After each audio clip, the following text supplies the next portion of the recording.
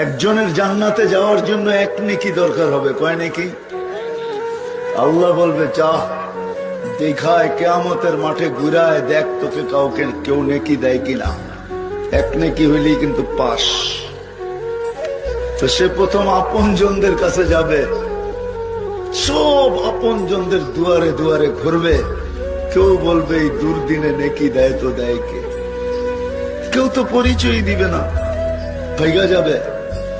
নৈরাশ হয়ে যখন ফিরতে থাকবে তো অপরিচিত একদম লোক এর চেহারা দেখা, চেহারার দুরবস্থা দেখা ডাকবে, এদিকায়। তো যাবে, বলবে তোমার চেহারার এই দুরবস্থা কেন? বলবে আপন জনের কাছে বলছি কোনো কাজ হয় নাই, তোমার কাছে বইলা কি হবে? বইলা দেখো না, কিছু কাজ হোক আর না হোক মনটা তো হালকা হবে। তো বারবার পিরাপিরি করার পরে বলবে একটা নেকি দরকার। কয়টা? কয় বুঝা দেখো কিন্তু। কয় বুঝছি, এক নেকি হইলেই পাস, জান্নাত অবধারিত। তো জেবের থেকে বাহির করে এক নেকি ধরায় দিবে। লহ, এক নেকির জন্য এত পরেশান? ও তো খুশিতে আটখানা হয়ে যাবে, ছুটবে আল্লাহর কাছে খুশিতে। যে বলবে এক নেকি নিয়ে আসছি, আল্লাহ জিজ্ঞেস করবে তোকে এক নেকি কে দিল? এখন তো পাস হয়ে গেছে না? দেখবেন পাস হওয়ার পরই মানুষের বাপ শুরু হয়ে যায়। বাপ মনে হয় বুঝাইতে পারি না। পাস হওয়ার আগে পর্যন্ত সবার হাতে পায়ে ধরবে, পাস সাথে সাথে বাপ। ঠিক না?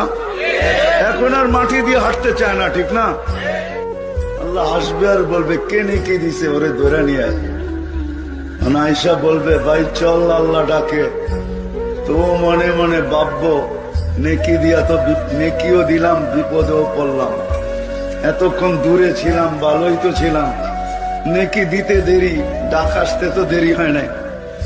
আল্লাহর কাছে যাওয়ার পরে আল্লাহ জিজ্ঞাসা করবে কিরে নেকি দিলি কেন? তো ও বাবে চলে আসবে, বলবে আমার তো আছেই একটা, নিজের কি কামে লাগবে? ভাবলাম কিয়ামতের মাঠে এটা বিনষ্ট করে লাভটা কি? ওর কাজে লাগতেছে, লাগাই দিলাম। আল্লাহ হাসবে আর বলবে আমার চেয়ে বড় দাতা হইতে চাস, তাই না?